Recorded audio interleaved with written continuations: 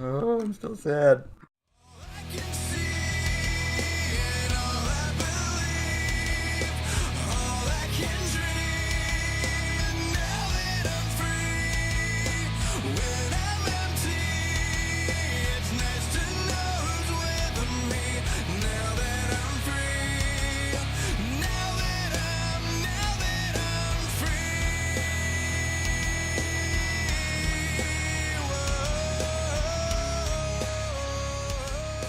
Beware, I hunger. This is Countdown Canteen. I almost forgot the name of the thing. But it's Countdown Canteen. This time we're doing the worst. You've seen the best of 2018, and now we will experience the worst. The worst. Not The like worst the things worst. ever And of since 2018. Since we're not horribly negative people, we've only done 5. And we're going to start off with one that you've probably heard a bunch about because I can't escape it on YouTube or the internet. Agreed.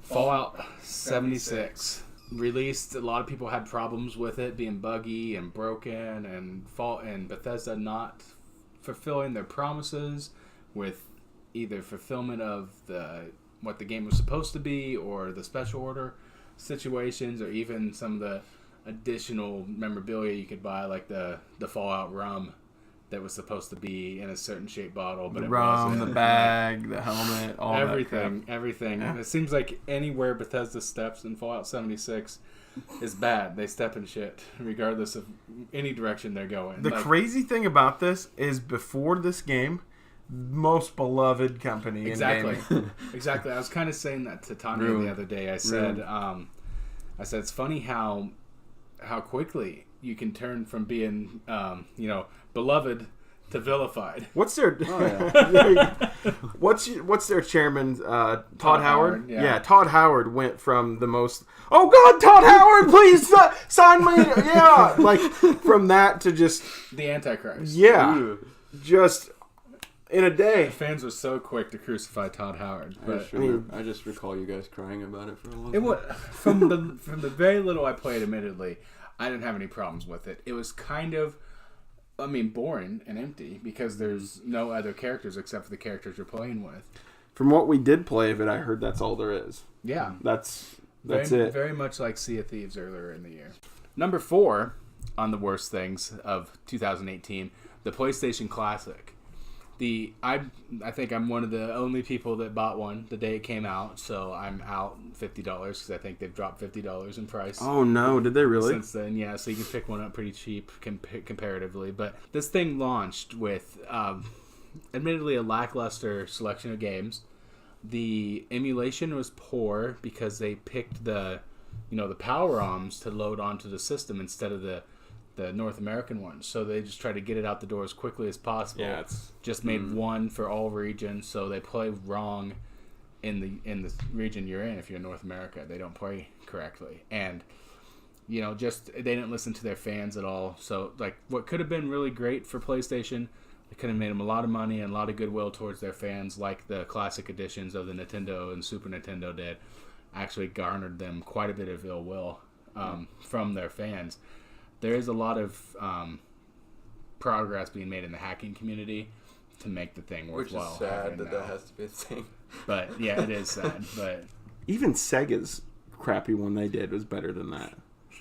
that's questionable. Like Sega had 30 games built in. Was it somebody else who put it out? or AR was it Sega? Games Okay, made that. so that's kind of not fair. So, but AR Games also, the emulation isn't great in that system. It's great games. The selection of games were great, but Yeah. the emulation doesn't work well in it Okay. either. So, but a lot of people compared the two. Speaking of disappointing and not listening to their fans, better segue. Good job. Yay. The 2018 WWE writing, just bad. This was commonly agreed upon online the one of the worst years for WWE in a long time, and that's saying something. And I blame the writing. I think that's really what a lot of it comes down to, is the writing was just bad and lazy. And every time I tried to have hope in something and say, hey, actually, this is happening. It wasn't even something that was that great. It's just been so bad for so long that it felt like a glimpse of hope, and then they tore me down the next time I watched. I mean, it's so bad that you both kind of checked out more than a few times. And I don't think I've seen a pay-per-view this year. Or in 2018. Yeah, barely. Yeah, and it was bad. It was so bad that we ended the year with all the McMahons coming forward and saying, yeah, we've been sucking it up, so we're going to try harder next year. And it's going to be a slow build because of how bad this is. We've talked about before how being a wrestling fan is one of these weird things now where it's you want to get your friends to see how it's actually pretty awesome. Yeah. But it always, with our friends, it's been like, hey, watch it now. Because now it's awesome. And then about 2 months later, then it goes to trash. And then it goes up. It just goes in waves. But 2018, at no point can I say, maybe WrestleMania, could I say, oh, watch it now. Like, I'd be embarrassed to do that to anybody. I think I've told you a couple different times throughout the year that I've made some comment to the effect of, this is probably the first time I've been embarrassed to be a wrestling fan, and then to that exact point, it's just bad. It's just that simple. It was lazy and bad. Now, don't get me wrong on this, but I do want to talk about DC. That's our number 2, the DCEU. It is very, very confusing for somebody like me. That's the DC movies. Yeah, right. Movie universe. It's just DC Extended Universe. No, I get it. It just is hard for me to say. It is so confusing right now to be a fan of it and to be somebody who admittedly backs it more than I should, but I really like the stuff that has come out so far in the DCEU. That being said, who's Superman?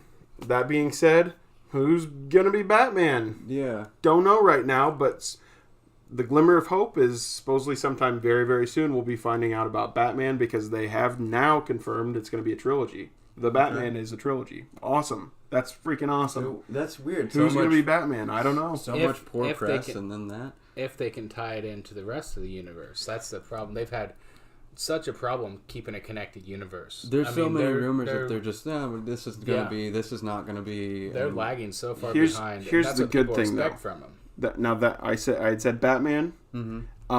Aquaman was great. Aquaman was great. I loved Aquaman. Yeah. Now, this is the problem though, consistency. Yeah. Are they going to consistently be good, or are we going to ride this wave thing again?